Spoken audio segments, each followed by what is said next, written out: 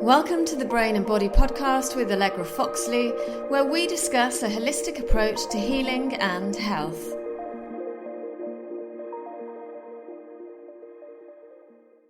Hello, I'm Allegra. I'm a trauma-informed body worker, so I help people to recover from post-traumatic stress disorder and a variety of other psychophysical conditions by getting them to connect to their bodies through conscious and subconscious movement. I'm also the author of HTR, Hormone Tension Release, which is a book I wrote detailing how trauma disrupts the female body, dysregulating hormones, increasing the likelihood of being diagnosed with an autoimmune disorder, worse premenstrual, perimenopause, and menopause tension, and much more. Importantly, the book details how to resolve your past, helping you to feel better. Now, do you know that people with 4 or more adverse childhood experiences, otherwise known as ACEs, which the CDC defines as highly stressful and potentially traumatic events or situations that occur during childhood and or adolescence, are more likely to experience severe menopausal symptoms.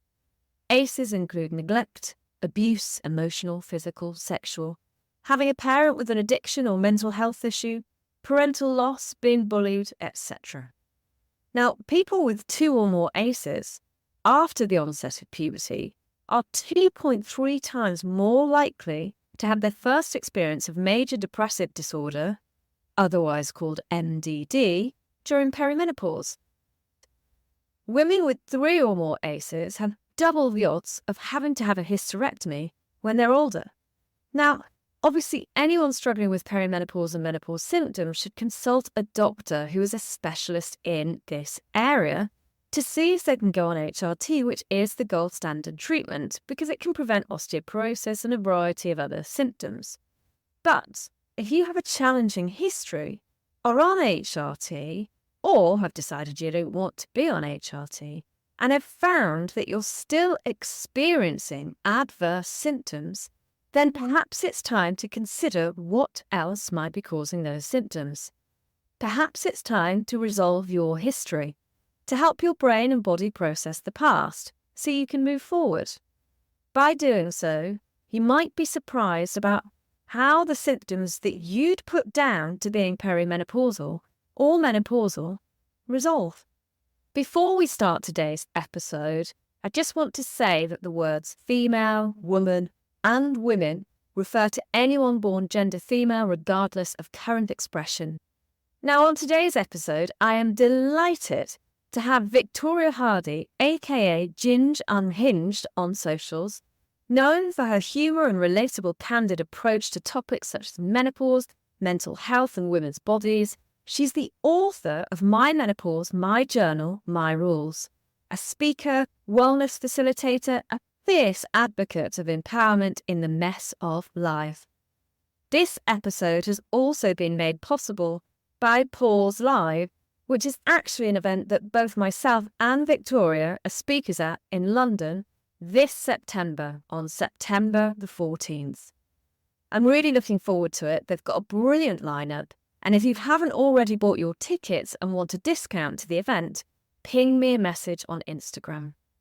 So, Victoria, how are you? I'm great. Thank you so much for having me. I'm so looking forward to this conversation. So am I, because, it's great that Pause Live has introduced us. Just so that the listeners know, we had a very brief conversation, didn't we? Probably about a month ago. And you explained that you were in surgical menopause, but actually, you've been through a lot in your life. So why don't you give a little bit of a brief history about yourself first of all, before we get into the nuts and bolts of trauma? And it's definitely peppered, I think, with trauma all the way through. And that really came to light when we had our first conversation. I think you don't realise that necessarily until you start to share something, especially with somebody like yourself in this space, and all the little light bulb moments went on. But how it feels like I start the story off is always around the time that I started my period. I experienced a lot of different ups and downs in terms of pain and going to the doctors and consultations and all of those things right from early teenage years, really. And I was diagnosed after quite a few procedures by the age of 18 with endometriosis and adenomyosis. I had experienced at the age of 15, 16, medical interventions, which nobody wants to experience in their 20s or 30s. And only looking back now, do I see that at, I was only 15, 16, 17 going through these things. So yeah, endometriosis was diagnosed, luckily quite early on for me. And that really filled my teens and my 20s and into my early 30s. I had 18 procedures in all. 18. And then mixed within, I know, yeah, mental. And then mixed within that was trying to have a life. By 19, told I needed to have a family if that's what I wanted. So big decisions there. Had 2 beautiful children. And those births were quite something. One was 25 weeks, born prematurely, and the other was nearly 6 weeks early. And then getting to my 30s, thinking everything was going to be super glorious, ended up having a full hysterectomy because I was just a high risk of cancer and everything was just, going wrong with my body. And how old and were that you? threw me into surgery. I was 33 when I went into a medical menopause, which prepared me for surgery. And then I was just 34 when I had my hysterectomy. Gosh. And threw me straight into surgical menopause. And I think the worst thing for me, which is why I advocate for it so much now, and, it's a real sort of crux of my day-to-day work that I do, is nobody warned me about it at all. So I plummeted into what was thought as a mental breakdown and diagnosed mentally ill. But in fact, actually, it was very much into a mix of the hormones completely diminishing from my body and not having the correct support in place. And when I talk about support, I talk about HRT and all the other jigsaw pieces that should go with it. And not feeling in control and everything crashing at once. That is a very short snippet of what I know we're going to delve into. Wow, thank you very much for sharing that. How old were you when you got your first period? I was 13. Right, okay. So having pain like that from the age of 13. Do you want to tell the listeners what endometriosis is? Yeah. So endometriosis is a whole body disease. And I always start with that because historically we've always thought that it was just affecting the reproductive system. It's not. It can grow anywhere in your body, from your brain, lungs, around your bowel, of course, around the reproductive system as well. And it is cells like those within the lining of the uterus that grow kind of where they shouldn't and form. And it becomes very sticky. And it's a real kind of under-researched, unknown disease. Lots more research is finally being done on it. Loads more to do. But it's a weird one because somebody can have a very small amount of endometriosis in their body and experience huge amounts of pain. And other people can be absolutely riddled with it and not know that they've got it until potentially they may be trying for a baby or something comes along later on and it undercovers it. So it kind of can be quite silent for many, but for a lot of people that experience it, like myself, it is excruciatingly painful, very debilitating in terms of how it affects your day-to-day, your relationships, sex, very heavy bleeding. I used to sit on the loo for hours and then go from toilet to bar. And it was horrific. Yeah, I mean, it sounds absolutely horrific, to be fair. And you're right, many women don't understand that they've actually got it until they start trying for a baby and they struggle and they might have more miscarriages as well. And it's only then, once they go for further investigation, and typically now I think women are getting pregnant later. I was 34 with my daughter, 38 with my son. So going for tests like that at that age, yes, not nice, but I can't imagine how traumatizing going at such a young age that you were. And also being at school and having to explain it, because when you first, I suppose, get your period, did you go to a normal school, mixed school with, boys and girls? I went to a mixed school, and I think that's a really important point is early on when we talk about periods. And I know that the conversation is moved so much further forward now, hopefully, in terms of periods being a lot more accepting. And we know that adverts are changing about how we're even being portrayed. And there's lots of, social media stuff. But I'm always aware that, as a now 41-year-old woman, I'm seeing that. But are the girls that are 12, 13, 11, 10, 9, because, that is happening earlier and earlier, are they engaging in that type of thing on social media? Potentially not. So it's really an interesting point to go through at that point where I was so young. I started my period, I was in the 90s, I was in white jeans, I was in Alton Towers with my brother on a hot summer's day. I mean, who wears white jeans on a hot summer's day? Obviously me. Luckily, he was with his girlfriend. We travelled all the way up there by coach. There was no mobile phones then, and I started my period. And that in itself was a moment where I was underprepared. The conversation hadn't really been had. But of course, then to have that experience, but also come with so much pain that just didn't stop. To get to then the doctors and be told, this is how it is, girls just experience bad period. What we'll do is just put you on the pill continuously. I was 13. There was no real explanation. And endometriosis was never mentioned really until a good few years later. And in fact, endometriosis is only a word now that people are starting to be able to say. And we've still got a long way to catch up in adenomyosis, which is slightly different. And for your listeners, adenomyosis is, I call it the evil twin, and endo, they can kind of come hand in hand. And that's where, again, it's very similar, but it embeds in the muscle. So, and that is embedding the muscle area around the reproductive system. And so having both of those is, it's a lot to take on and to kind of weave your way through those teenage years. Well, you want to go out and have fun. You want to just show up at school. You want to be able to go to the loo when you can and not be rejected by teachers. There was plenty of times I had to walk out of a class and say, I am going, whether you like it or not, because otherwise I would have just flooded in the classroom. You. Yeah, I just think that's so challenging. I mean, I've got a daughter at the moment and she's going to be 13 in July. So to think of her potentially struggling, it's just not a nice feeling whatsoever. No, I think it's so important. When my daughter was sort of coming up to that age, I actually had the conversation with her really early on.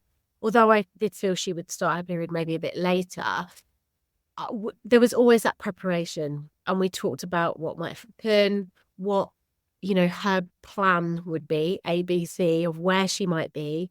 When she used to go out, always making sure she had things in her bag already to use if she needed them, a pair of underwear, and those sort of things. And of course, it was welcomed with an eye roll. Oh God, Mum, don't talk about this. So embarrassing, the usual kind of coming into teenage self as they are. But when that experience happened, it was just cut off. Because she was fully informed. Fully informed and ready. And of course, it still felt scary. It feels scary to bleed, when you're experiencing it for the first time. But to have that preparation, to know wherever you are, you've got a plan in place. And you can go and find somebody and ring me and let me know. And you've got things in your bag ready. It's just a lot more calmer experience. But unfortunately, those conversations just still don't. No, they don't, do they? And so obviously that's the pain element and endometriosis. But period pain or feeling a bit sad, feeling a bit hormonal before you get your period was always considered to be normal as well. But actually, that's not normal.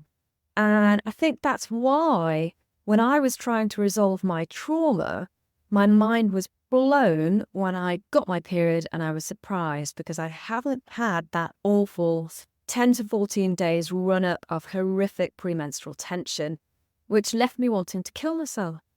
It was like, wow, I've got my period and I feel fine. So it's really interesting how the medical community, I think, for years have, I don't know, just thought premenstrual tension is normal. Or is it because, as women, maybe we just don't complain as much? I don't know. It's interesting. I think it's right. Yeah, historic, systemic, that we shut off, get, crack on, make do, and that part of our bodies and ourselves have just never been welcomed and accepted, or haven't been for a long time. So, there has always been that stigma and so that forms a lack of understanding.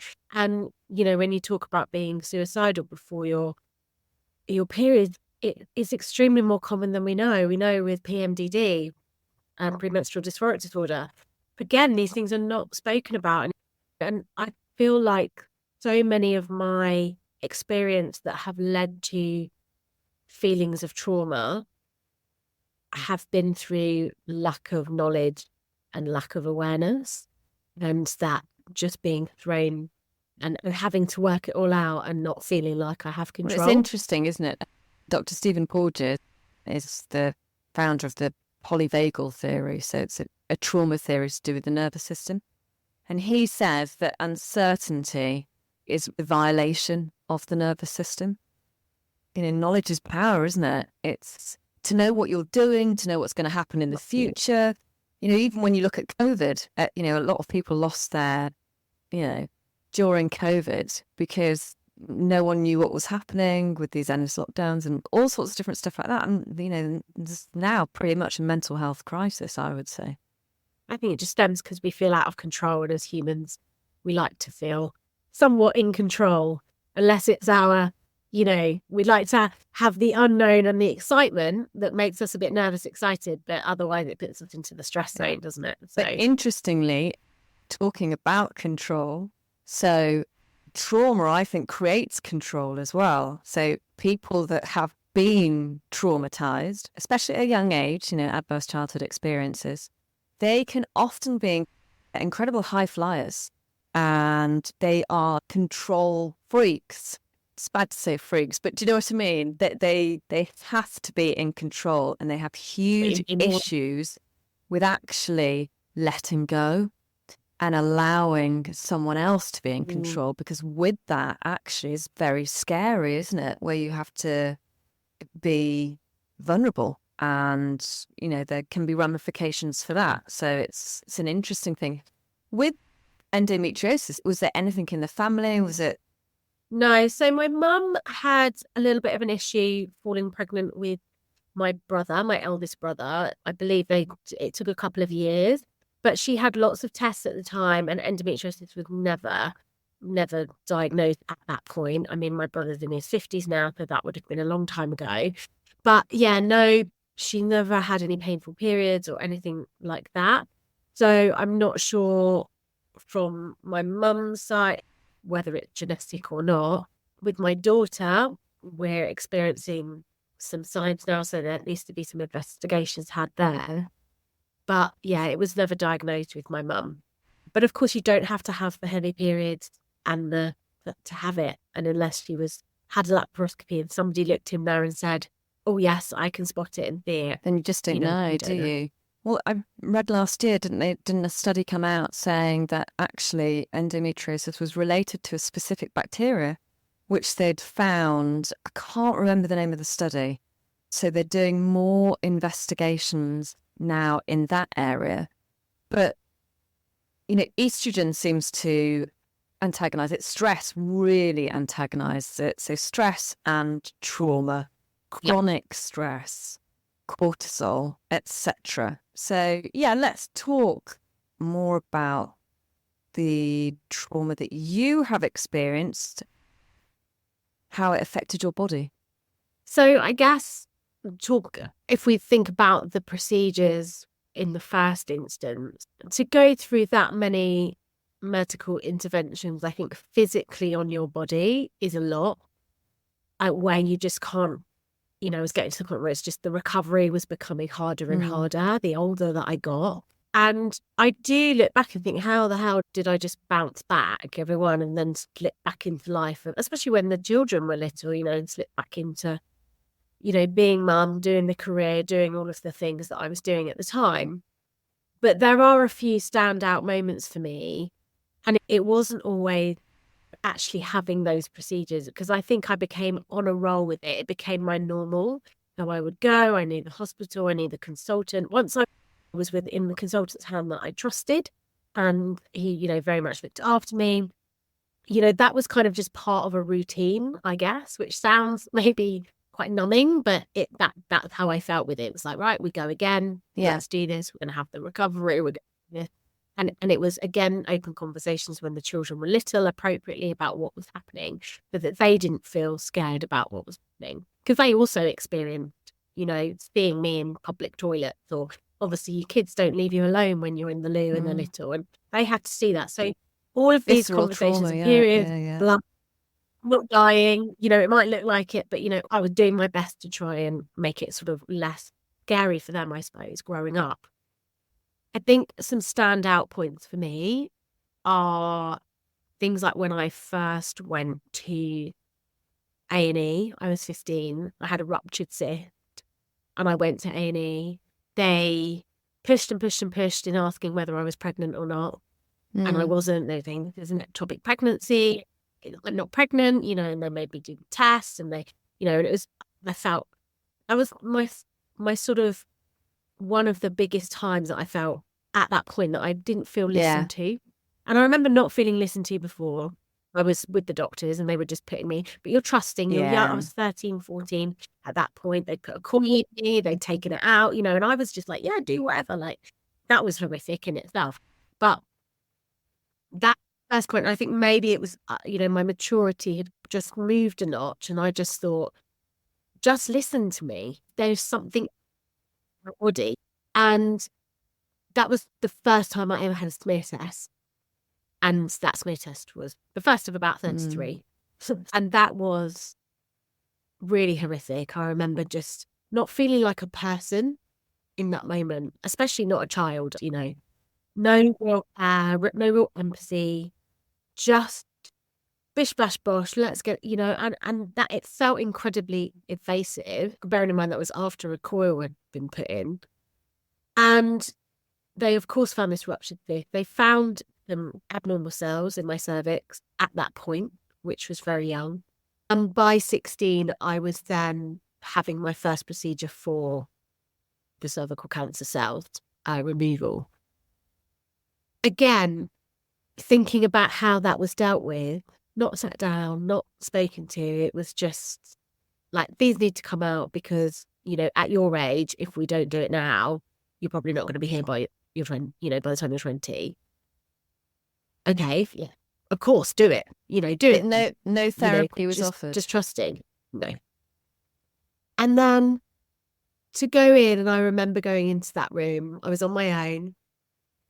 I wasn't with my mum. I wasn't with anybody. I went on my own. And obviously, we all know how it works. The stirrups come up.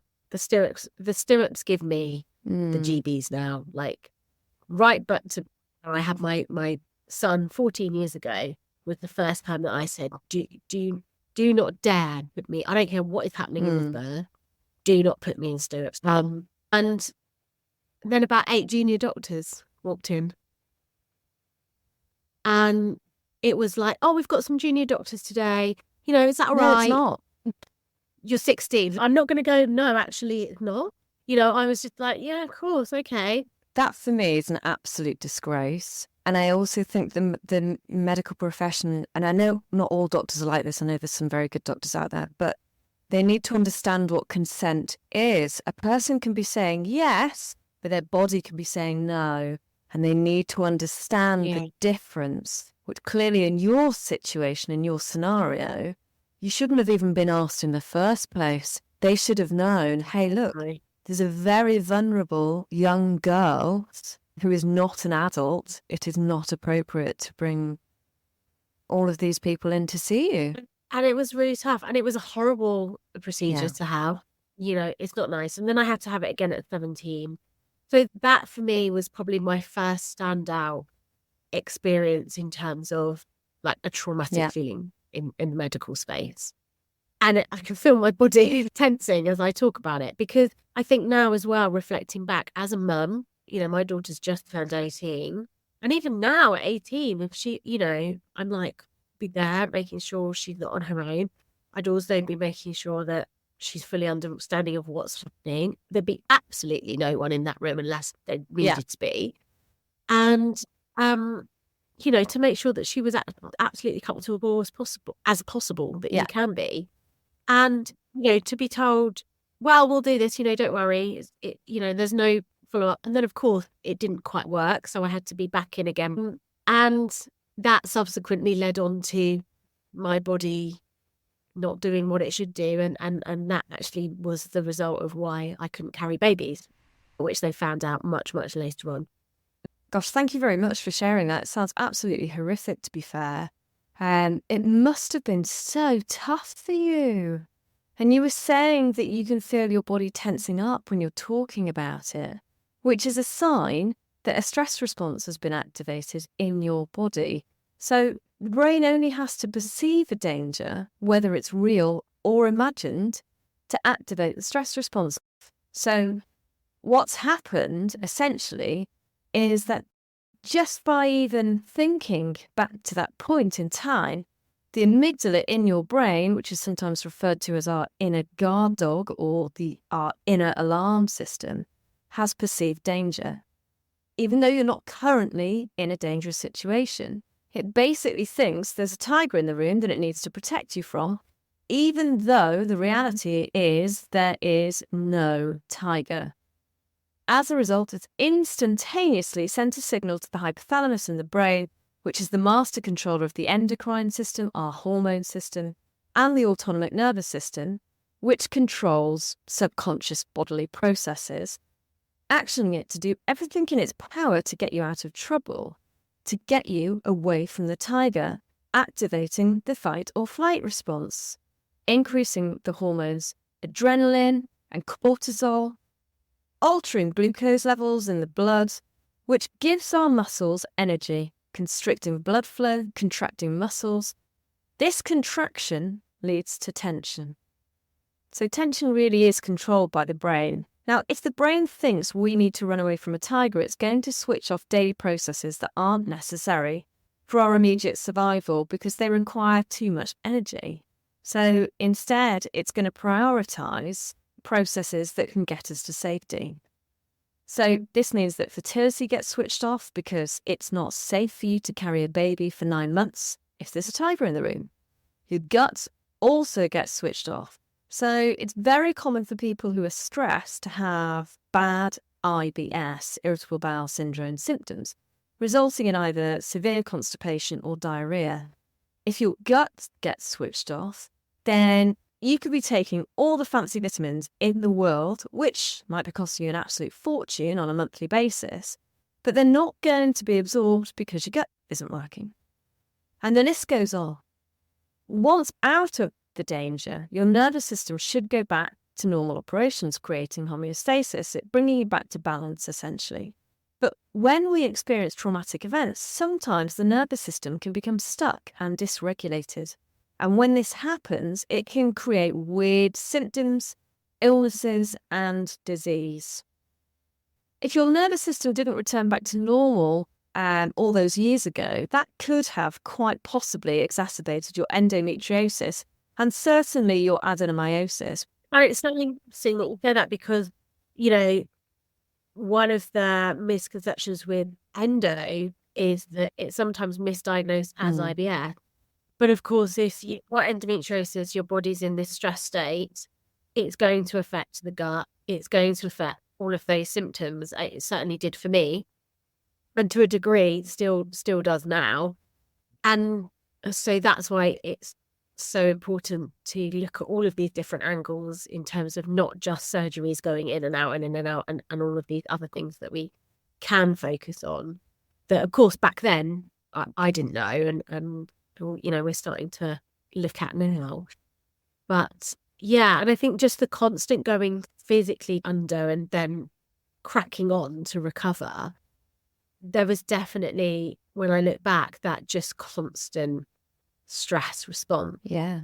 And so interesting what you said at the beginning about being a control freak, because I have been called a control freak many times.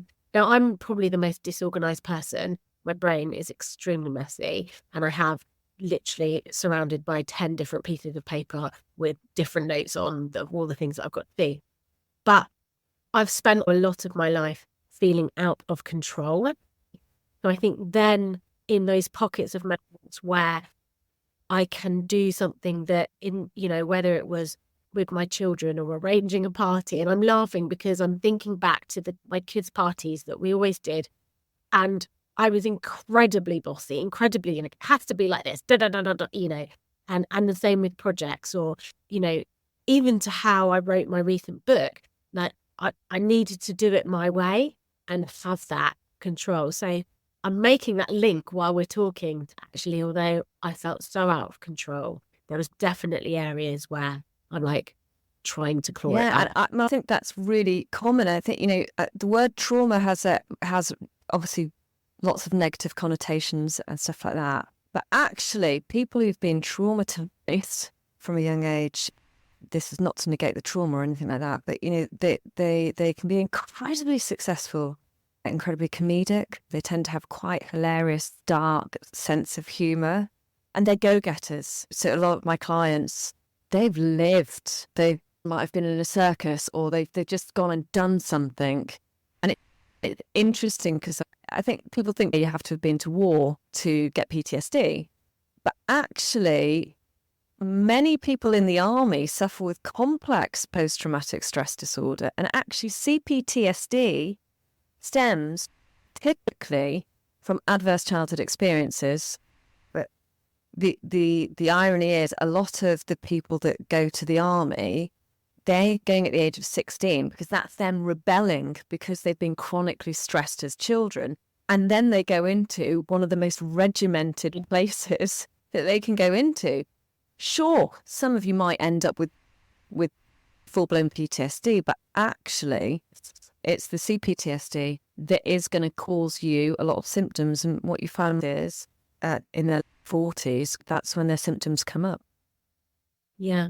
And, I've definitely experienced that in terms of people that I know that have gone into that world of work as well, and how it comes out later on, and maybe sometimes when that regimented side is not there so much anymore, and then they're like, what now? And then there's all this space for things to come. And like you said, they are often the most successful people, or the life and soul of the party, the super confident ones. And I definitely relate to that in terms of myself. In before I lost all of my confidence, when I was at my worst in 2019, post my surgery, I was always really confident. I think definitely it hid a lot of underlying feelings that I was having. Of experiences that I'd had, and I'd felt like I was living this fake life for a long time. Put on the brave face, be the confident person. Definitely using humour, and I still do use humour as a way to storytell, because otherwise it becomes I'm reliving that trauma all the time. So, but PTSD is so interesting because I was definitely one of those. My granddad was diagnosed with shell shock, back in the day.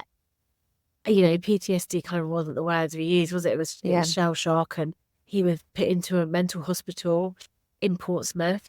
My mum couldn't see him only from a window. It was never that. We don't really know. We don't actually really know, because that conversation was never passed down the family. What was underlying of that, and we know he had stomach issues as well. So I'd always associated to know that shell shock was now PTSD. PTSD was what people in the services had, until I was diagnosed with PTSD after my daughter, and then I was like, oh, hang on a minute. Well, I haven't seen anyone die. Like I haven't been in this major trauma, or seen somebody's leg blow off, or, been left in water for a long time, or all of these things that we associate with that type of trauma. I was like, well, I just gave birth. But of course, I now understand that was a hugely traumatic experience for Yeah. all of us. And, so of course that's going to affect me physically and mentally, and how, I showed up day to day, and that I needed to be treated appropriately for that, in which I was. So how old were you when you were diagnosed with PTSD, and what treatment were you offered? So I was 23. It was 6 months after my daughter was born. She was born 15 weeks early. Gosh. And while we were in hospital for 3 months, everything was about her, of course. I mean, we were checked in as parents, and the hospital were amazing. And I don't look back on that time at all with any sadness, other than sadness for the babies that didn't make it. I do. I think of them often. Every year, my daughter literally just turned 18, and I think, because you're experiencing that in those ICU units on the Awful. daily. But actually, the time in the hospital was our little bubble, and it was fine. It was what it was. It was all about her getting well. And then she came out of hospital, and then we were home for 3 months, and Christmas had just gone, and I remember just having this enormous flashback, like these flashback moments, and huge anxiety, as if somebody was sitting on my chest. I couldn't breathe, and it would come out. Actually, I didn't have any negative feelings toward my daughter at all. Not in that, I say it's very standard postnatal depression, that we hear, that, not bonding and things like that. We were bonding from what I felt like was okay at that time. It was very much with my husband. So if, we were getting intimate at all, and I always describe it as if I was, sort of laid back, it was that feeling of being pushed back and taking me back to that where I was out of control, had no say or control over my body. There was so much going on, and I was just getting flashbacks after flashbacks. So it was really it was really kind of a relationship thing, or an intimate relationship thing, because our relationship was fine. So I actually went to the doctors. I took myself to the doctors. And I can't quite believe I did this at that age, but I did. I went, and I was just like, I'm struggling to have sex with my husband. And they were like, right. And they were like, well, you're 23. And I was like, no, but like, I kind of want to, but when we do try, I'm experiencing these back, and I freeze and everything. And, bearing in mind that I was somebody with endometriosis, so, sex had always been quite painful and, not particularly harsh, if I say not pleasurable. But of course it was pleasurable, but it was always something we had to maneuver. Do you know what I mean? Like it was always, is it going to, there was always that back of my mind. But I was like, this is different. This isn't, I've kind of been able to handle that. This is like mentally being taken back to a room where I can't breathe, and I want to throw him across the room to just get him off, because I just can't, it was awful. I actually referred to a sex therapist for 6 weeks to speak with her. And that was my first sort of experience of therapy. We had therapy, and it started off like the first 2 things were about physically sex, about that. And then, of course, she did really well in uncovering. So she really quickly switched it and just said, right, we need to focus on how you manage that. Gave me, exercises to do, and how many times I would think about it. Was it just in certain situations, and so on? And how would I then create a plan for myself in my head, and almost a mantra for myself to think through. So only a 6-week course, and I think it was successful in the sense of it got me to where I needed to be at that point, and then I could again just go on. But I think what it didn't probably go deep enough for is I still would struggle to get into the stirrups. When I had my son, I said, when I was pregnant with him, I was like, there's no way I can go through this birth again. Like, othering bit, we'll wing that. But I was like, give me a C-section. I don't want to have labour. And then I had labouring therapy beforehand. So did that That changed your mind then, did it? Because my mum's a midwife, my dad's a doctor, obviously retired now. That I was raised, dinner table conversations were absolutely horrific and traumatizing. My father would talk about the worst birth that he's experienced and blah, blah, blah, blah. I'm not going to go into too much detail, but, like to a 7-year-old girl. So when I was pregnant with my daughter, I just went to the doctor straight away and said, I want a C-sec. My ex is 6 foot and he's big and I'm 5'3", so just do that. And they did. They made me go to speak to someone who was a nurse. She put her hand on my stomach. She said, "Oh, your baby's breech." She tried to turn it. I was like, "Get away from my belly." So then I ended up having a planned C-sec. But I was very traumatized about even thinking about it due to the horrific conversations that my parents had subjected me to as a child. So that's changed your mind, did it? Or did the NHS say, well, actually, you still need to have a natural birth? So with my midwife, it took a long time for her to actually acknowledge how I felt. I had to literally break down snotty crying in front of her and say, I cannot do this. She just was like, you're this fine. This is your second baby. And I was like, no, my first baby was at 25 weeks. I was 300 miles from home. I was on my own in the city of Liverpool with my husband, rushed in as an emergency, 20 odd people in the room. I hemorrhaged, she was 25 weeks to hit the top. It was horrific. I don't want to do this again. And I think she then got it. She was like, oh, okay, because I was just really adamant. So then I got referred to this labouring therapist who was incredible. And she just sat me down and she said, there is no pressure. There's no pressure. If we get to the end of this and you want to have a C-section, that's what we will do. She said, but what I need to tell you is that your body has already done this before. You are already at risk of a premature birth, which we knew. I was being monitored and scanned and I was on medication to keep it in and all of these things because of those procedures I'd had that when I was 16 and 17 had weakened all my cervix. So she said, but I need to be really real with you. Because of all of those factors, you need to be able to be prepared as best that you can to feel in control should this happen at home. Should it happen with your daughter, who was, 3.5 at the time? So she said, that's all I'm going to do. She said, we'll do the birthing plan. And she was really honest to say, most birthing plans we know, they go out the window, etc. So she did the whole, what would it look like to have, the perfect birthing plan if you were going to do it and you didn't have these past experience. And of course I was like, water birth and I'll just look fabulous. And, I didn't, I looked like crap, but it was like all of the magical things, this was pre social media days. So we didn't even think about kind of what we're going to, but it's all going to be dreamy. And then she said, well, we know that that's probably not the case because we know what you've been through before and the other extreme. And she said, so we need to look at the practical thing. The practical step is if you go into labour at home, this is, and she was very practical with me, but in a very nurturing and empathetic way.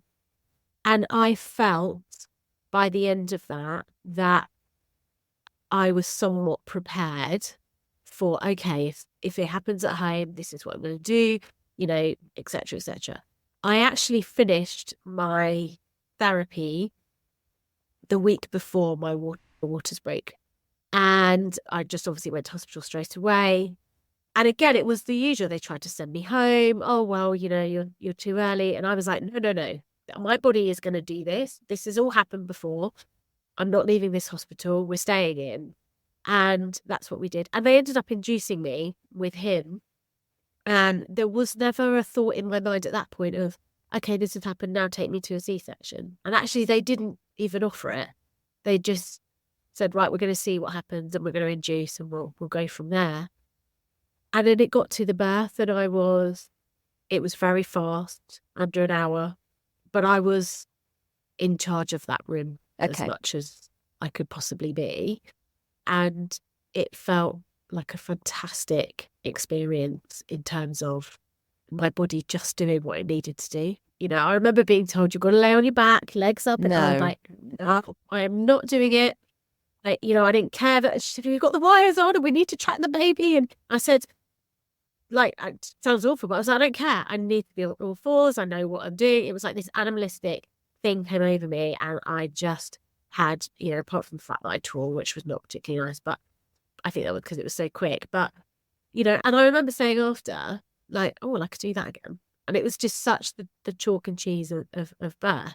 That's great that you had And that. of course, the experience after was very different. Yeah, but that was because I was prepared and I'd had that support before. And I felt like I was gaining back that control of going, okay, this is my plan A, this is my plan B, and we know what's the worst that can happen. So I kind of had all bases covered. So it became that I could handle whatever was going to be thrown. And, you know, I didn't know that he was going to be, you know, he was still early. I didn't know what was going to happen, whether they were going to rush him off to ICU. I didn't know the outcome. You never do at a birth. But, you know, it went as well as it could have done. And it was, a very different experience.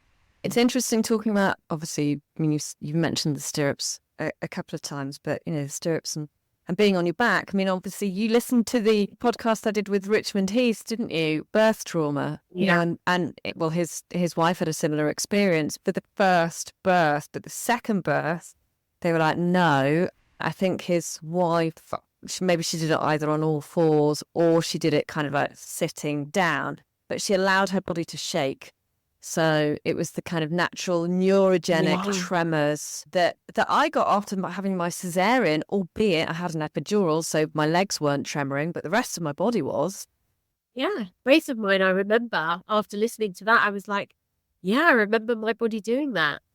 And that was such a great episode to listen to. And I think what it also made me aware of is not just my experience in that room, but my husband's experience in that room. On both occasions, especially the first, and of course my children's and particularly my daughter's experience of her birth, you know, is something that I'm now thinking about. Yeah, because it affects everyone. So the episode that I did on birth trauma, Richmond, he did a brilliant thing, which was he gave the male perspective, what it was like witnessing his partner going through, you know, the hell, and he described the detachment that he had in terms of bonding. He thought he was going to be this super dad, and, you know, this just would be all sorts of stuff that you see on TV and, you know, all of this stuff happening.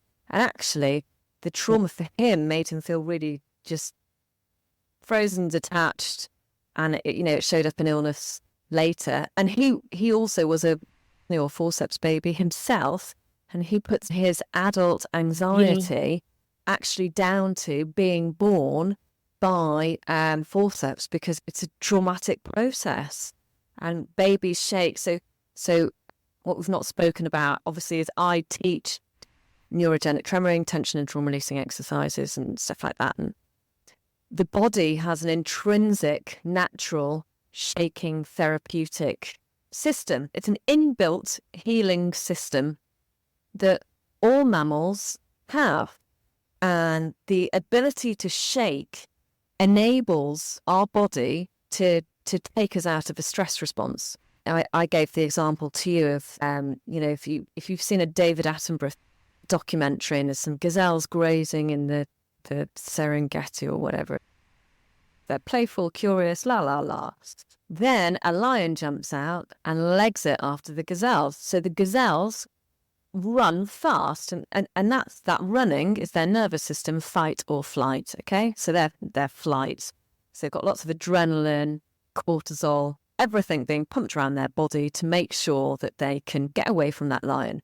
Then the lion grabs hold of one of the gazelles, and the gazelle instantaneously flops to the floor, catatonically paralyzed. Now what's happening there is the nervous system's thought, oh gosh, we are actually going to die here. So what it does is it injects a whole load of opioids and endorphins, and it paralyzes the body. So that gazelle cannot physically move whatsoever. And it pretty much shuts down everything. But the lion then thinks, well, that's great, that's lunch. sorted, but look at all these gazelles over here. I'm just going to go and catch some more food. The lion goes over and chases some other gazelles, and the whole of the audience were all cheering this gazelle on, going, come on, wake up. And you just see like this little twitchy movements. And then all of a sudden, the gazelle does a massive shake and then is able to run off.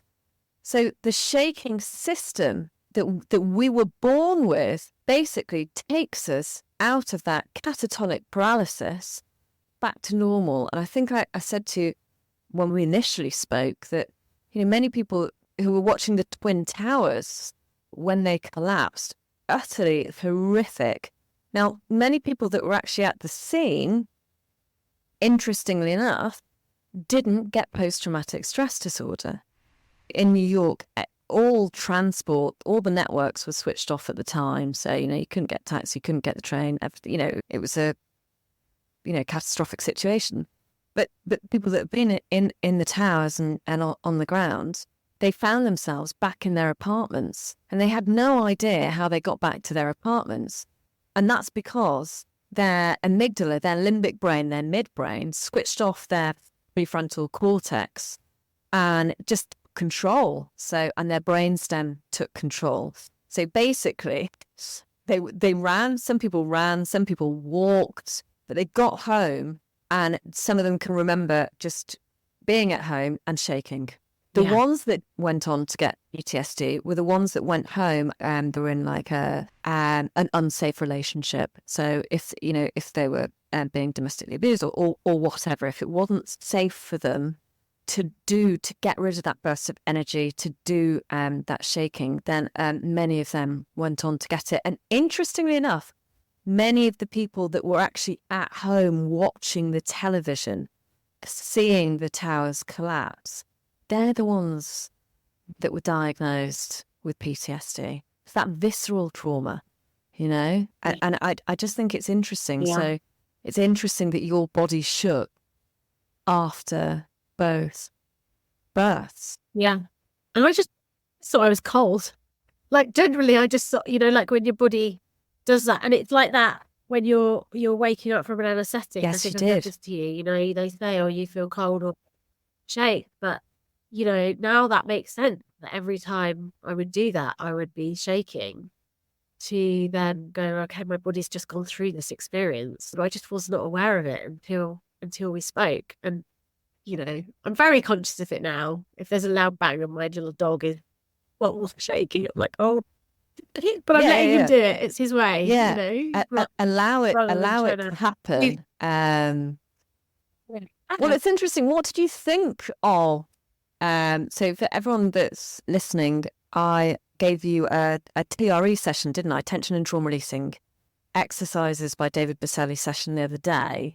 And because I think you've read my book, and in the book I teach Neurogenic Yin, which is very, very relaxing. But because you've got that trauma history, I thought it was more appropriate with you to do TRE just to make sure the checks and balances are there and that the right part of your nervous system was activated.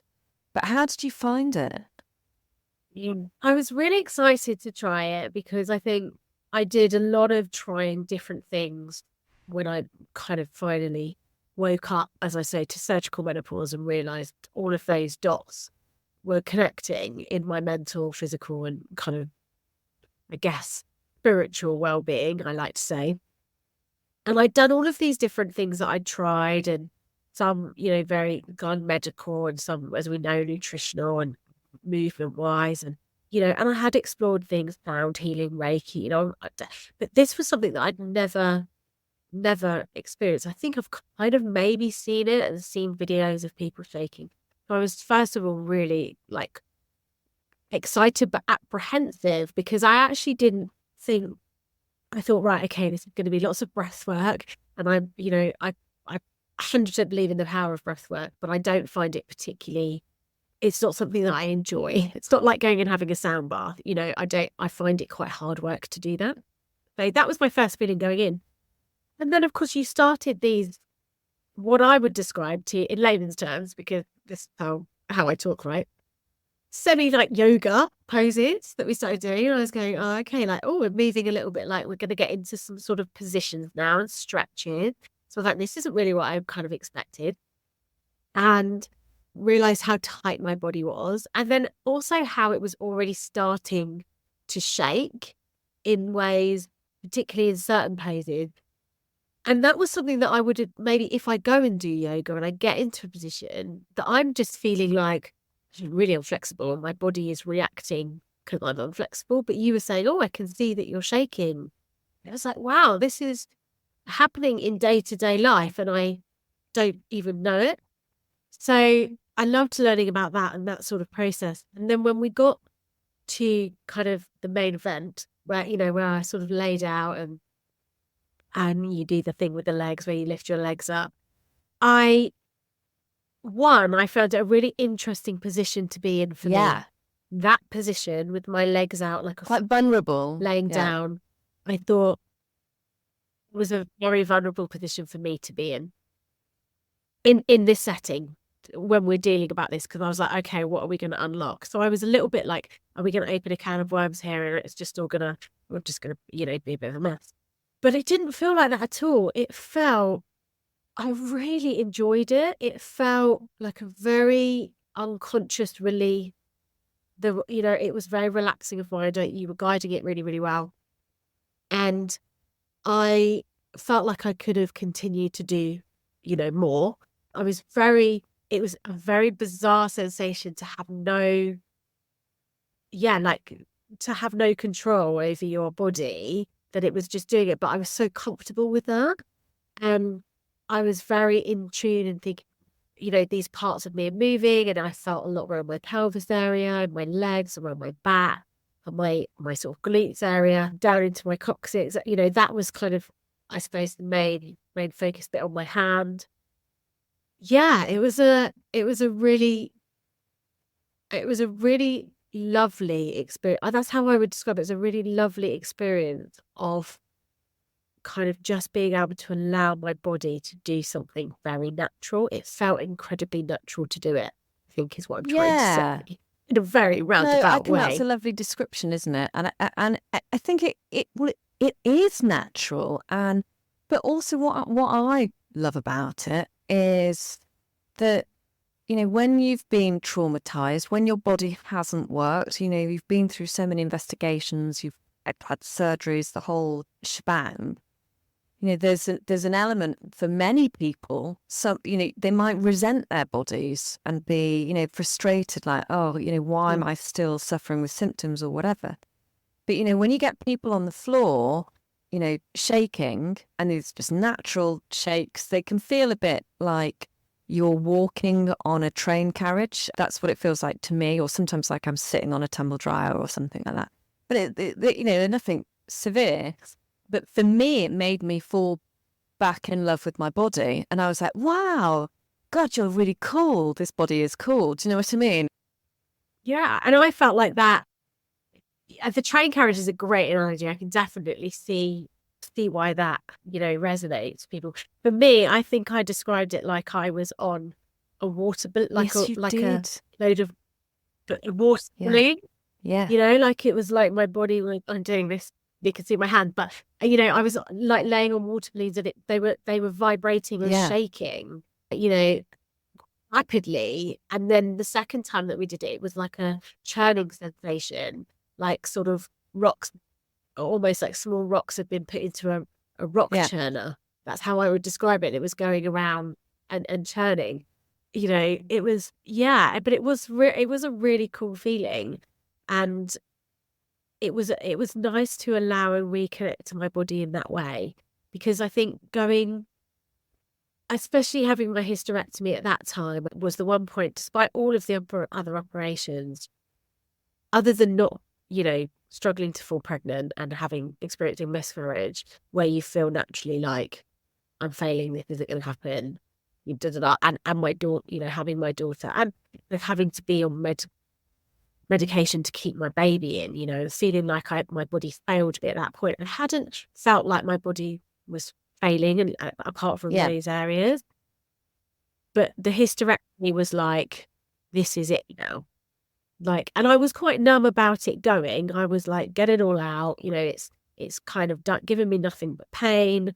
And, you know, I've got my children, but there was still that side of me, and to a degree still is, that I'm like, well, I couldn't have gone on to have that other baby. It's baby, grieving, or, isn't it? you know, yeah. And I had to go through that process as well as the kind of want and need to just be out of pain and to be Yeah. safe. You know, I needed to be safe at the end of the day. My body was not, it was not a safe place for me. So yeah, those parts had to be removed. But I didn't at that point sit with those parts of me. And I always say this, and I wrote it in my book, was for any women going through a hysterectomy, is take some time to sit with those organs that you have, to acknowledge them, to thank Send them them for what they've love. given you, for how hard they've tried for you, send them love before they pass on. It gives me goosebumps. I didn't do that.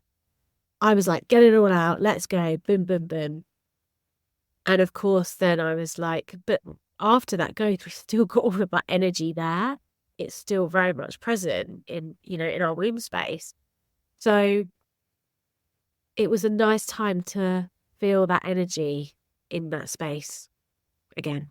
Yeah, that's good. That's interesting, actually. And in terms of energy as well, actually, there's, if you looked at the Qigong sequence in the book, but how Qigong works is we've got different energy reservoirs called dantians. And so the lower dantian is literally where your womb would be or was. It's still an energy reservoir, you know? So you can do these exercises. I'm going like this now. You bring the energy in. And when I'm doing those exercises and I'm visualizing, sending love to myself and really kind of equating, like, especially when I do it to my heart, I feel that all of a sudden I get this massive release of tension. I feel that it opens up and I feel that it's smiling, you know, and just having those visual things there, it's amazing just how your body can react to that. But yeah, we are energetic beings ultimately. So it's good that you said that about the energy. And your nervous system's, it's, you know, it's an energy channel, isn't it? And your spine is a major energy highway. So we want to make sure that everything's working correctly and that it's not like spaghetti junction. And I loved it. And I think particularly for where I am now, and not only sort of obviously talking and unearthing past traumas, but in order to understand my body, where I am now in surgical menopause, my symptoms, how I continue to manage those, because for me, that is lifelong. There's no, you know, perimenopausal state. It's different in the sense of, you know, I have to learn, I can learn to manage everything without HRT, or for me, I have an estrogen implant and I take progesterone because I have endometriosis. But I know that's not the whole fix. So it's also understanding, well, what symptoms are coming in from other directions and how do I treat those? And I found that so interesting, that your experience and how you link the hormone side across. It was a little bit like light bulbs going off, that actually we often talk about HRT is going to fix everything, and or this supplement, or, you know, change your diet or do this exercise. You know, we've got the whole menopause conversation happening, but trauma is often just left out of the conversation. And actually, it's really lifted the lid for me. And I've said to you, didn't I, I'm going to go down such a rabbit hole with this, you know, because I just felt like so interested in, like, oh my goodness, of course, when we look at how symptoms interact. And again, it's just another part of the jigsaw to go, okay, we need to expand.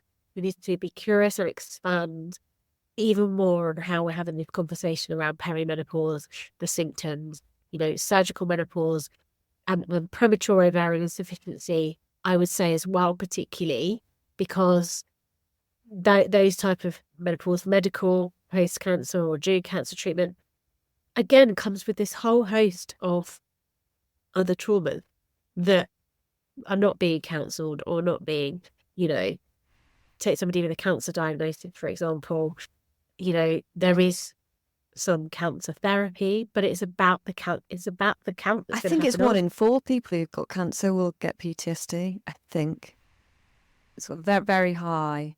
Understandably so. You're in a chronic state of trauma, of uncertainty, of not knowing when. And it's not just that. When the cancer goes away, it's the tests after it. So, especially the first 5 years, it's if you get any symptom, oh gosh, is that related to the breast cancer that I've had? Not that I have, but a friend has. Do you see what I mean? And anything, it can put you in that hyper state of alert. But coming back to that birth trauma podcast, Richmond Heath, he was like, well, he thinks that everyone actually has probably got trauma in them unknowingly, because it just happens. And again, I got PTSD from divorce. I think people were like, well, you've not been to war. But that's what happens, and it kind of wreaked havoc on my body. So I think the whole thing is, I think you do need to take a holistic approach on everything of the body. So if you've got an endocrinologist, a specialist in menopause, they definitely need to have a trauma-informed focus as well. Because by tying in all the nuts and the bolts, you'd be like, yes, find the right HRT for you. Look at your stress levels, look at your trauma, look at everything else, lifestyle, everything. I'm like a kid in a candy shop with all of this stuff. It's like, okay, great, yeah, do that, brilliant. I think the more we can be curious about it, and I always say, I had a recent conversation yesterday because I was speaking at a festival, and I said, you can't possibly do all of these things at once. Like, it's impossible. There's so many different things to try. We're being, like I said, it's, I've got to change my diet. Oh, I need to do this. Oh, now I will need to use this skincare or this hair care because my hair's falling out. Oh, and now I need to look at my trauma. And then also I need to go and advocate for myself to get my HRT if I'm allowed to take it. And that's traumatic in itself with the healthcare system, or I need to be really super stressed to try and pay for private. And I'm raising a fact like there's just so much. And then all in the midst of it, we've got brain fog and, we can't quite do anything. We're trying to manage. And I just say, be curious, but just, one thing at a time. Think, right, okay, I'm going to just explore that and find what works for you. And I definitely explored, as soon as I found out that it was surgical menopause that was creating this havoc in my mind and not a mental, breakdown. Yes, it was presenting as mental illness, depression, anxiety, suicidal thoughts, and me not wanting to be here. As soon as I knew that knowledge, it gave me power to go, oh, gee, right, now I can be empowered to go and to find out what's what. There wasn't a lot of information out at that time, but I could go and still advocate for myself at the doctors. And it could still be when I'm walking and they go, oh, you're too young to be menopausal, and now I'm just like, read my notes. I'm not even gonna continue to have this conversation. Because it's just too much to keep going over that over and over again. So I've built my boundaries. I think were important, but in the midst of that is trying to find some joy and some fun in exploring, and whether that is coming to have TRE or whether that is, mixing that with other forms of therapy or diet, whatever works for you. It's trying to find a little bit of joy in exploring yourself again. Refinding yourself. And that in itself really, finding your fierce. Yeah. I love that. Yeah. On my socials. That's it. Yeah. You stay fierce in being curious. That doesn't mean fierce in being a feminist or being like, I'm super good at everything and I'm just so fit. It's not that. It's finding your fear in what makes things work for you. I know for me, a lot of people say, how are you resilient? How have you, I'm not, we've talked about it today. I'm not resilient. I've had PTSD. I'm pretty sure I'm going to be dealing with trauma systemically for, a long time, but it's about how do I find my fears in those moments, in all of the messiness. And for me, a lot of it is always been picking out the joy of being inquisitive or finding those joyful moments within the harrowing ones that have kind of helped me through when it's needed to, and then I can deal with it better later. probably because it's reduced my stress. I think that's a great way of looking at it, to be fair, isn't it? And I also think as well, it's about, you touched on this before, about that you didn't realise that your body was speaking to you, was sending you messages. None of us do. I mean, I wish I'd been taught it in school, Well, I think maybe, actually, my son's year, I think the teacher there's great. So I think she probably does more body kind of talk. But it's about knowing, okay, well, where am I at today? How am I feeling? Being able to do a body check, being able to understand the messages your body's trying to say to you, so that you can go, oh, right, okay, I need to do some grounding. I need to just, come into my body, give myself a bit of a massage, hug myself. I really like to be held. I like to hold myself. It just feels nice. I loved it when you did. Yeah. When we did that, I loved, because I'm such a hugger. I'm such a come on. And actually, but when do we hug ourselves? It's not doing it ourselves, but it is the same. It's just lovely. It really is, isn't it? It's an interesting one. There's an embodiment teacher called Mark Walsh. He had a conference. He's done a good conference. It's quite good to follow on Instagram. And he did a thing ages ago where, just when you're initially, even at the beginning of yoga, and I use it in my yoga classes now, it's like, this is your part of the process to come into your body. How's it feeling today? Greet yourself the way you would do your best friend, with love, kindness, happiness, curiosity, because that's what we do with our best friends. Yeah. But our body is our one home. And our body has been trying to protect us all of these years, So once we know that our body's just trying to protect us, it's you just think, oh, thank you. When I'm shaking, I'll say to my body, hey, thanks a lot for taking care of me. But, you don't need to anymore, actually, because I'm fine now. Yeah. Love that.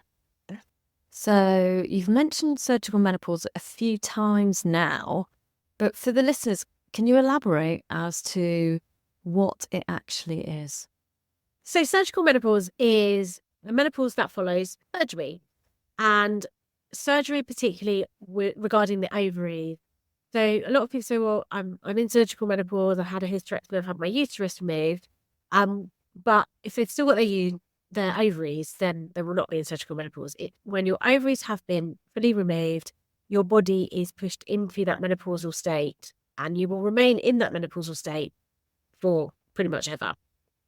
So for me, I had my uterus, my fallopian tubes, my remaining ovary, I'd already had one removed before, and my cervix all removed. So essentially I woke up from that operation and my body was then it's like a whoosh and it's gone situation. The hormones come out and, really, the symptoms can hit very thick and fast, which they did for me. However, I didn't know what was happening. There was no conversation around what was going to happen. And these are your symptoms. And this is the whole list that could happen. It was just pretty much, here's a leaflet on how to poo and a box of medication. So I started to, for me, experience my body temperature changed, obviously, with regards to things like hot flushes, night sweats, which come in the evenings, horrifically. I started to feel quite achy in my back and pelvic area, which I just put down to post-surgery pain. But then that got worse and would go down to my knees and my joints sort of ached, raging, mood changes, sleep issue, my skin. Did they not offer you HRT immediately after that? I left hospital with a very low dose of HRT, and it was described to me as, this is your medication that you'll take probably for the next 20 years. And I was like, okay. So we didn't actually talk about hormone replacement therapy, and that was just a very low dose of estrogen. There was no follow-up. I then was later put onto patches and gels over the coming years until recently, which I now have an implant because I don't absorb the other types of estrogen. So although I was on hormone, it was a very, very low dose. And again, these symptoms came on very quick and then progressed over the months of healing. But there was no review of HRT in terms of, right, well, that's obviously not working, or we need to take blood tests to see what's happening with your body. So it was like, yeah, everything would be coming at once. Oh, yeah. Yeah, and it's not just me, this is still happening. This was, 7 years ago for me, but it's still happening now to women in my DMs having surgery and then just being left and not understanding what's going to come. And it's quite interesting because a lot of people say to me, why didn't you realize you were going to be in menopause if they took your ovaries? And I respond now with, well, did we get taught about menopause in school? No. Did we get taught about it in our 20s? No. Did we get taught about it in our 30s? No. And actually, we're only just talking about perimenopause now in the last 3 years. I was 33. This was 7 years ago. Unless you see yourself in a menopausal place, we're coming to that age in our 50s. To me, in my head, it was something that happened to women in their 50s, between 50 and 60. So we now know, and it's very easy to say, oh, what did you think was happening? But we don't know what we don't know. So I just was like, well, I knew what periods did and how horrific they'd been to me, but I didn't actually know that I was going to be thrust into this, peri and menopausal state that was going to be just continuous, and I could get all of the to 80 different symptoms. So I always find it quite interesting when people say that to me, because we still have women that are 48, 49, 50, don't know what perimenopause is. So I think we have to be a bit kinder to each other. But anyway, so I had all of these symptoms. The mental symptoms were the worst for me: the rage, the low confidence, anxiety, very, very low moods, depression. And for me, I was a huge sense of losing myself. I was somebody that was on the nugget. I've always been a bit scatty. My brain can be all over the place, and I can be forgetful, and I can be hyper-focused on things. My mum always used to say to me, I don't know how you do your job. And it was because I'd have to be so hyper-focused on that, but everything else would kind of go to pot. But I was kind of in control as much as I could be with the spinning the plates at work and so on. And then when I went back after my surgery, it was like I just couldn't do it anymore. And everything sort of fell away, and I felt incredibly fake. My hair was falling out, my skin was itching, crawling, my allergy, the worst, I sound awful to say, my histamine intolerance increased. So it got pretty bad. It got pretty dark. 2 years after my surgery, I got to a point where I didn't want to be here anymore. And I was diagnosed mentally ill with depression, obviously suicidal thoughts, anxiety, and I was offered antidepressant. And nobody at that point looked at my bloods, my hormones, looked at my HRT. And it wasn't until I had therapy that it was my therapist 2 years after my surgery that said, I think this is relating to surgical menopause, the symptoms, hormonal.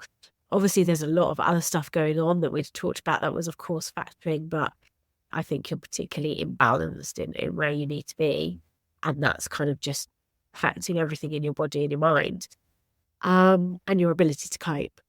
So, and that was a huge relief. And as I said, it was extremely empowering to have that information. It was like, wow, now I can research, now I can go and see, now I can be curious and find out what I need to do. But you're not ready to be menopausal. It was, it was not something that my age, my friends were not there. I wasn't welcomed in groups when I wanted to go and try and be curious about it all. It was, well, you're a bit young. GPs, hospitals, society still has this view, you're too young. And I'm like, well, actually, I've been here for 7 years. I'm a bit of a veteran. Yeah. How many women go into surgical menopause on a yearly basis? Do you have any stats on it? Yeah, so in the UK, and these numbers are rising, the last, I think, check on it was about 55 to 60,000 hysterectomies are done per year. I feel like that's a lot more now for when I think they're quite old statistics. what we do know is that the statistics that we get fed a lot of the time in terms of menopause conversations, so when we talk about X amount of women are going to be menopausal by next year in 2025, 1 billion women, does not include those that will have surgery or have menopause through cancer treatment. So there's this huge gap that we're not unpicking, which is those that have a medical menopause, which is what I had before my surgery, premature ovarian insufficiency, which can happen post-surgery if your ovaries are still there through the trauma of the surgery. There's a huge amount of people experiencing menopause outside of those statistical boxes, which is obviously what I talk and shout about, and that's kind of the whole ethos of what I do. And the numbers are growing because endometriosis diagnoses are growing, as is adenomyosis. Cancer is unfortunately increasing to be treated via these type of surgeries. Hysterectomy is already keyhole. It's also now being done by robots. It's becoming a very easy, quick operation to remove these vital organs that we have, which would have required lots of rest before and a huge cut in our tummies and huge thing physically for the body to go through, is now done so quickly. And it's like chip chat, turn around, off you go with your leaflet on how to poo and your little box, see you later. There's no kind of support to the ongoing post-cancer or post-surgery treatment to how you manage it, either with endo or without endo after. Wow. I hope that there are many doctors that will listen to this that will think, oh, okay, actually, yeah, let's make this a priority. Because that aftercare and that pre-care, if you'd have had the information to hand, you would have been better prepared and you'd have known what questions to ask. So I just think it's fantastic you've written this book and that you're highlighting what actually happens. Yeah, you've hit the nail on the head. I think that's the reason that I wanted to inform and write the book, but also how much trauma could have been avoided if I just known. I'm not saying those feelings and those physical and mental feelings wouldn't have come. Probably would have done, but at least I would have known there's a reason behind it, and I could have been a lot quicker off the pace to do something about it, rather than it all hit and me just feeling like I was the failure. I wanted to write about all types of menopause because a lot of people think it's just for surgical menopause, but it's for everybody. Just not knowing, not that, having that conversation, not being prepared, and just having to learn myself, as a lot of us do, really led me to think, right, okay, where do we claw back some empowerment here? There was definitely a bit of a gap in terms of representation in the menopause space when I wrote it around, POI and surgical menopause, and that inclusive conversation of what does this feel like across cultures, and how different genders feeling about it, same-sex couples. I wanted to explore that. So there's lots of all these lovely little stories in there, as well as my memoir, and I tell my story, which at times is traumatic. I don't shy away from that in the book, but there is always that air of humour. That's just my way. There is always that kind of, we lift you up and bring you out. It's not kind of, hopefully you won't be crying all the way through. But the joy of it is, for me, is that as well as the hints and tips and things to explore, which are just things that I've tried, loved, loathed, and I share those, we talk about taking action, and it's really the reader's book. It's about creating their rules. It's about finding their fears, like I said, and all these beautiful journaling prompts through a space for them to rip out and burn the pages.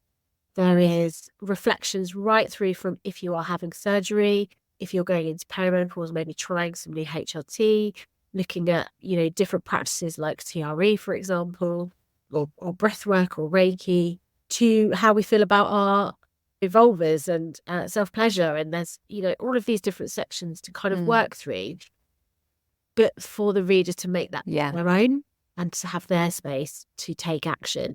Because we can be fed so much information, but there has to be a time where we go, okay, now I need to do something with it. And I need to find what my body needs, what my mind needs, and what my soul needs. So yeah, we play about with history, and we talk about witches and As I said, there's some funny things on how many different ways you can bump off those that are annoying you in the household. Sounds like my kind of book. So yeah, it's hopefully a joy to read, but it creates connection, I think, between different people experiencing something that half the population are going to experience at some point in whatever way, but to have that beautiful place to make it their own. And of course, if they choose to pass that on to the next generation when the time comes or it's ready and appropriate, to say, this is how it was for me. It's something that affects everyone, your husband, your wife, your children.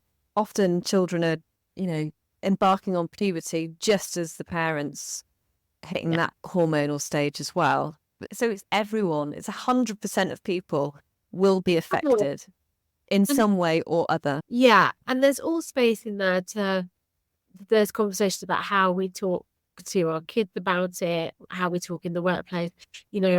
I've written a letter in there to share with the person that's living with you, because sometimes we don't feel like we can say how we feel. So hopefully I've done a good job at representing sometimes just how we feel about stuff and written it out in a letter, so that actually you can just show it and just say, look, I can't, I'm struggling to articulate how it is I'm feeling, but this is how a lot of it is how I'm feeling. So it takes that pressure off and opens up conversation.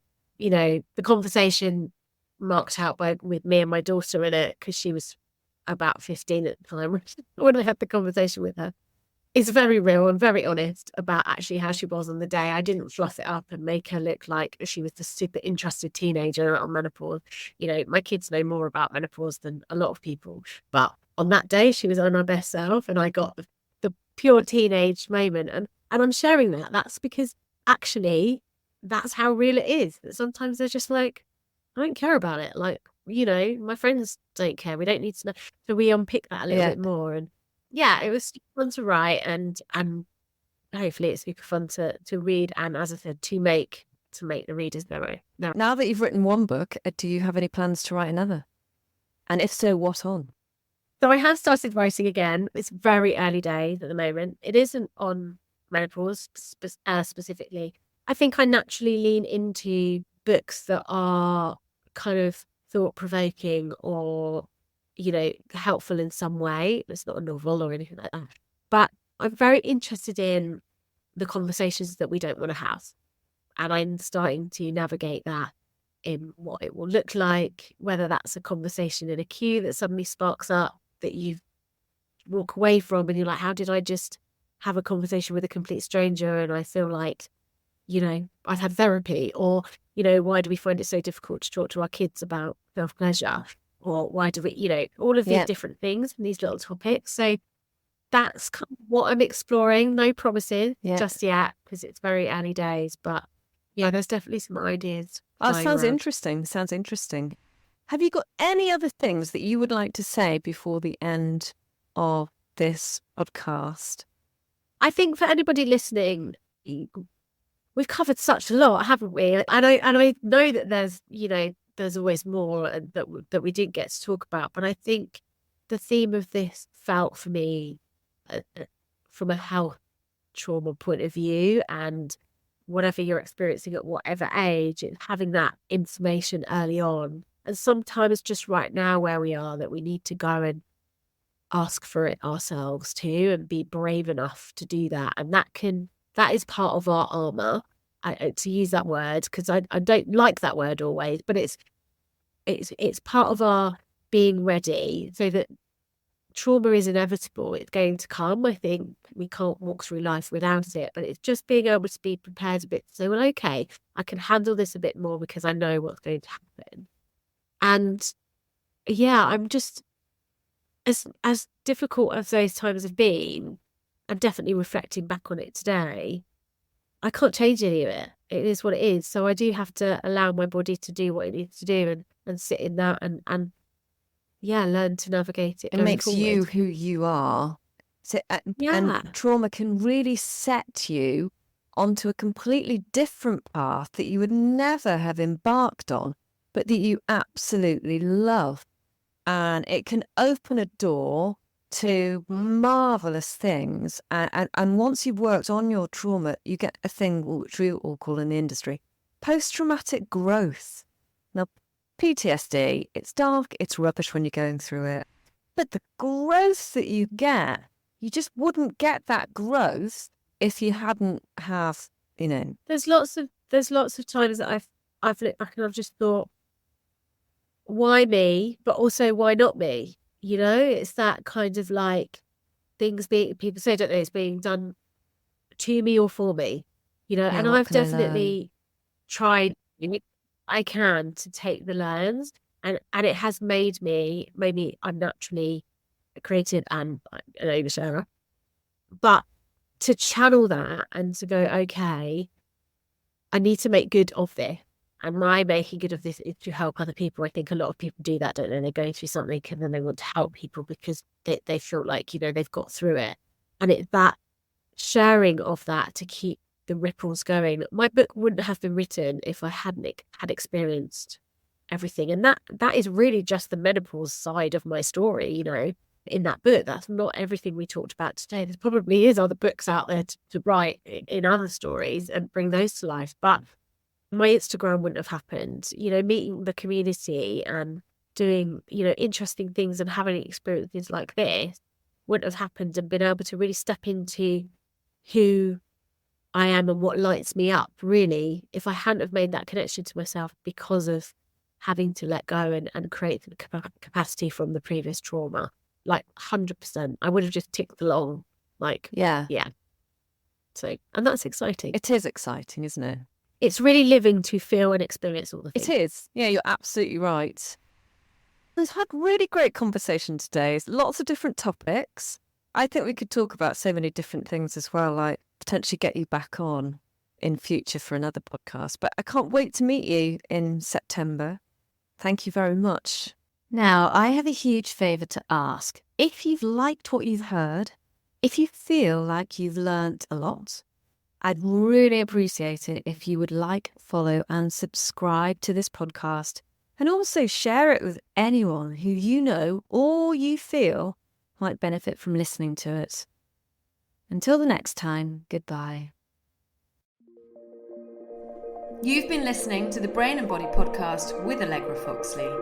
Thank you for listening, and thank you for your support.